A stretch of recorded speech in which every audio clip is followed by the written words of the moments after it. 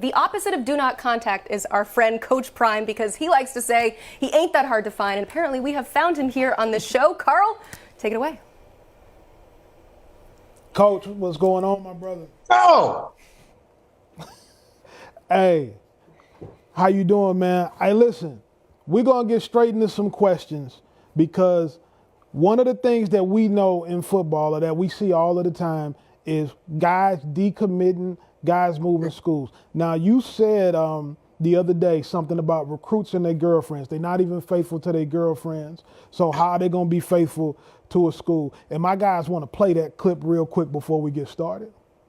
A kid ain't even faithful to his girlfriend. You think he gonna be faithful to a school? Like, come on, man. Like, that's like an emotional thing. You know, what I wish the NCAA would do, honestly, if you're committed to somewhere, you can't go to no other visits. I wish that would be. Like, if you committed, that means you committed. You can't go no other visits. Coach, how big is it to lose commitments in the class of 25 or in any class when guys flip? Does it really hurt you like that?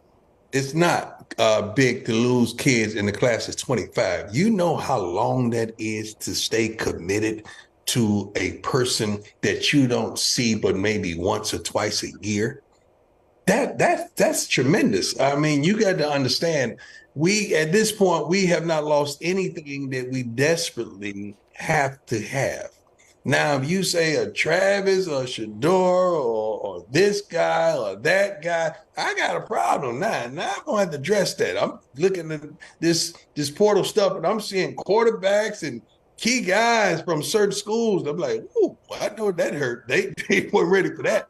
It's gonna be attrition, and you're gonna lose certain players because that's just life. That's just. Everybody's not going to be happy when you got 120 kids inside of a locker room. Everybody's not going to be happy. They're not going to get their appetites appeased. I understand that. That's why you're constantly recruiting. You're constantly going out to improve, and you're creating competition, man.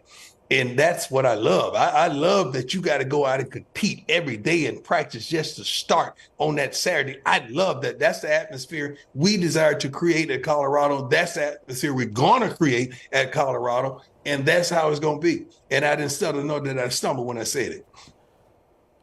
Coaching staff changes. You made a change at the end of the season at the coordinator position. Now that coordinator has moved on to be a head coach at another school. That was the plan. Wasn't that the plan? Yeah. Okay, when you leave as a head coach and you come as a coordinator, don't you think you have plans to blow up and leave again?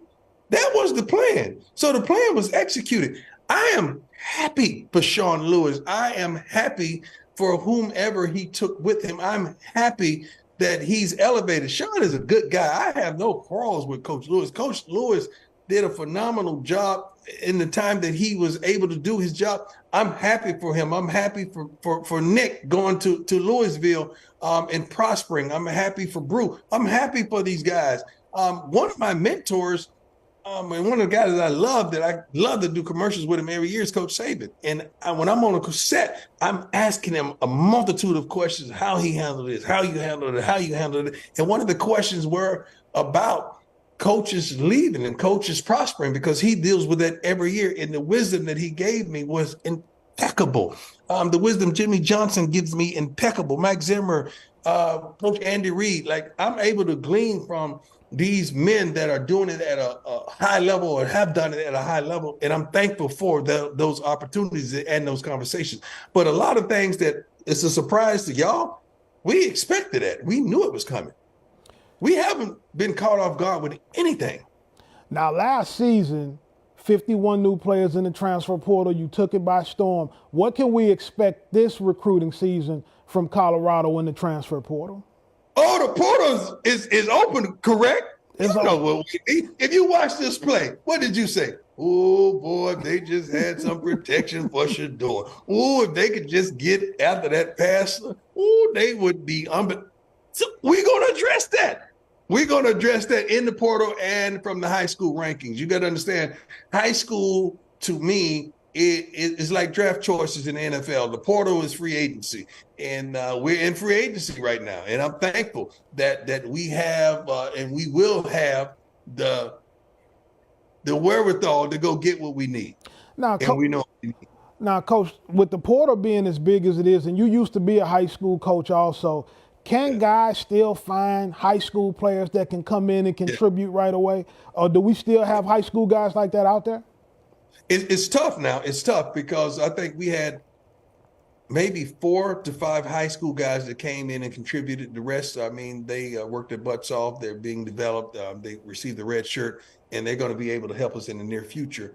But see, even if you do the numbers and the statistics, which our scouting department did a wonderful job in giving me these statistics and understand, it's tough for these high school kids to come in and get garnished playing time. We happen to have had several, and I'm thankful for them, and those kids can play. We're going out and looking for certain high school guys at certain positions that we feel like they could come right in and have impact. And it's up to them. I would recommend these high school guys, if you're going to make that transition, or coaches, if you're going to get them, they got to get in the spring, man.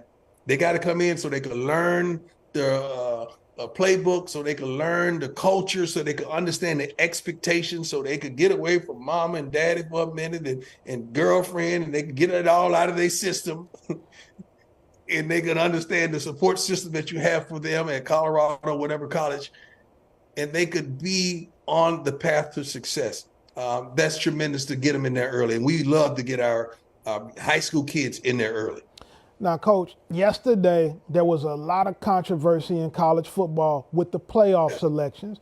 We have Michigan, we got Washington, we got Texas, and then the controversial pick was between Alabama over Florida State. What did you think about the playoff selections? Was Florida State done wrong? Did the committee get it right?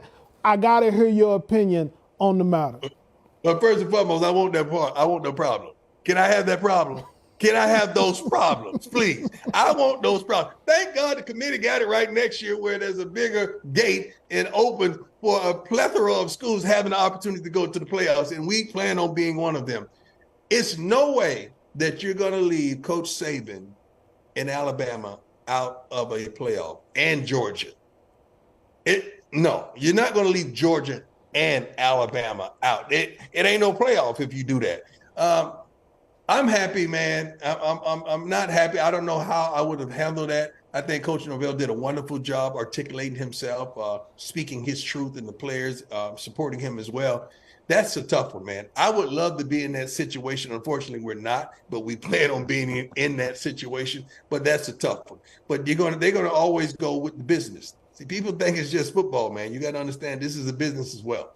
Now, as we watch the season play out, obviously, Deion Sanders was sacked a lot of pressures, a lot of hit. Transfer portal is open. How important is it for you to replace that offensive line? How important is it for you to get the right lineman in there? It's priority. We have 2 priorities right now, okay? We're going to run the football, and we're going to stop the run. We're going to protect Shador. You do know that I'm not only his coach, but I'm his daddy, right? I know that. I know that. You do know it hurt my heart to see my son out there getting beat down every darn game. You do know that? Like, I do a great job of disconnecting and masking and understanding that I'm a coach now. But that's my son, okay? Y'all do know that's my son, so I got to do what I got to do to make sure he's straight. So I made some moves to try to assure him of a better protection. But right now, it's all about protecting the quarterback, running the football, and stopping the run. So we're going to be very active in the portal, offensive line, defensive line, linebackers, a few corners. I'm looking for some dog corners for FCS schools. I'm telling y'all right now, I'm looking for you. You know, ain't hard to find. I'm going to find you, but that's what I want. And we're going to put it together, my man. It's easy when you watched us. We got our butts kicked twice. Every other game is within 6, 7, 8 points, maybe. So we were in a multitude of games. We were in 10 games. We got our butts kicked twice. Fulfilling those needs is going to be a wonderful thing, and we know what we want. We know how we want it. We know who we want it. We've already identified it, and we're going to go get it. Now, I promise you we're going to go get it. over the course of the season, Shador kept it really, really positive with the offensive line. He never got negative. He kept his composure.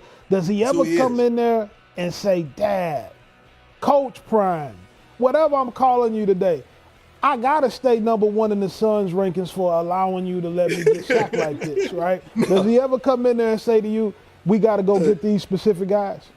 No, there's one thing about Shador. He's not that kind of guy. Now, Shallow would have said something. I remember Shallow said, we were playing, I'm not going to tell you who we was playing. We were playing some team, and they was hitting us and gashing us on the run pretty good, and he had to come up and make open field tackles, and it was during a TV timeout.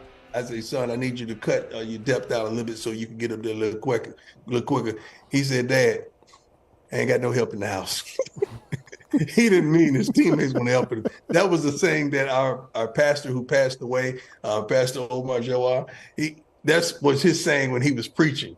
And he just emulated what he was saying. And that was one of the funniest moments in the midst of a game that I just put my head down and walked off because I know the camera might have caught me. But Shallow is more apt to say something crazy than Shador.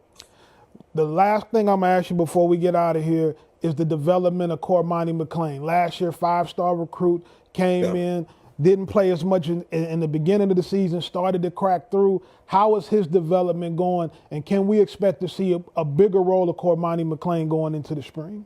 Well, that's entirely up to Kamani. Kamani has to really want this. He has to need this. His why has to be something to the point of that he can't live without it. He has to want success a lot more than he just wants to live. Kamani is a phenomenal athlete, has phenomenal talent, phenomenal ability. At this level, you got to study, you got to prepare, you got to work on your craft. You got to be serious about this if you want this to be your profession. Now, if a kid comes to Colorado and they tell me they want to go pro, I'm going to hold you accountable to what you told me. I'm not going to let the pressure off you until you tell me that's not what I want anymore, Coach Prime. But if you tell me this is what you want and you want to be one of the best, I'm going to hold your butt to a candle, and I'm going to hold you accountable to everything that you told me that you wanted to be. So I'm going to make sure you study. I'm going to make sure you prepare. I'm going to make sure you work your butt off in the offseason. I'm going to make sure you get stronger. I'm going to make sure you eat properly. I'm going to make sure you on time and you want this. If you don't, we're going to have a problem. And Kamani is going to make up his mind that he wants that. If he don't, that's the problem. Coach, I want to thank you for coming on today.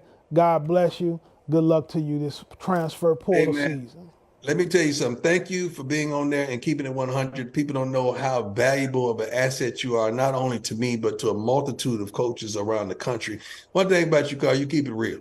And everything ain't been great news that we talk about. Everything ain't been 100 positive. You tell me the absolute truth, and I love you for it, man. And I appreciate it. And those kids love you too. And when they come to you for direction and protection, you supply them for that. And we need more brothers like you in the business. Thank you, 247, for giving him the platform because he's a real one.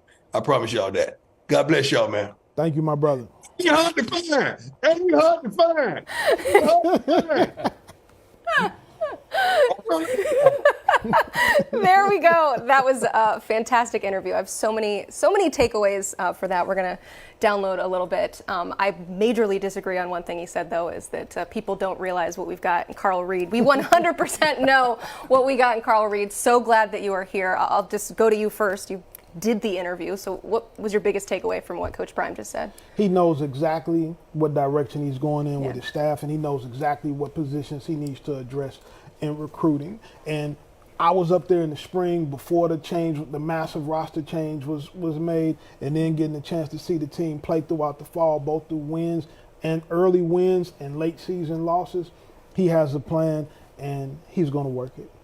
I love what he said about Kamani McLean, former 5-star, right, from Florida out there in Boulder, and it's been a tough year for him, a lot of ups and downs, but you know, he talked about accountability, and if Kamani McLean can't get it right under Deion Sanders, I don't know where he will, but it's important for Kamani McLean to understand that message, and I think anytime a head coach has a platform to convey that message, just like Deion Sanders did, it's important. So I'm all aboard. I totally get it, and I think that's important for Kamani McLean to hear that. I love Kamani McLean. I know him very well, and having a chance to be around him a lot. And me, myself, being a former high school coach, I know how hard it can be taking the expectations of being a 4 or 5-star athlete and then going in and competing on the major college level, not just from a talent standpoint, but from adhering to the discipline of the schedule, being able to take the level of coaching, and then having your expectations really, really high, but then you have to lower them just a little bit for a while as you adjust to the system. So it's not as easy to coach big-time guys as people think it is,